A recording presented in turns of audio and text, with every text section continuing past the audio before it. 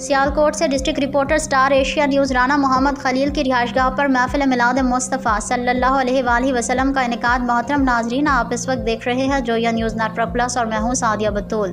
سیالکوٹ میں روزانہ کی بنیاد پر محافل میلاد منعقد مصطفیٰ صلی اللہ علیہ وآلہ وسلم کا سلسلہ جاری ہے۔ ایسی ہی ایک رحمتوں اور برکتوں سے بھرپور محفل میلاد مصطفیٰ صلی اللہ علیہ وآلہ وسلم کا انعقاد سٹار ایشیا نیوز کے ڈسٹرکٹ رپورٹر رانا محمد خلیل کی رہائش گاہ پر ہوا، جس میں تلاوت و نعت خوانی کے بعد آزاد کشمیر سالک آباد سے پیر محمد بشیر صدیقی نے خصوصی شرکت کی۔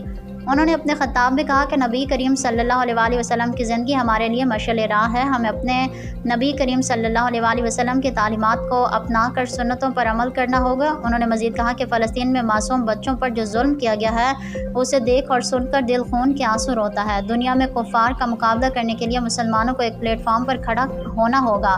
محفل پاک کے آخر میں پاکستان کی سلامتی، فلسطین، کشمیر اور دنیا کے تمام مسلمانوں کی ترقی و خوشحالی کے لیے بھی دعا کی گئی، جس کے بعد شرکاء محفل کو لنگر بھی پیش کیا گیا۔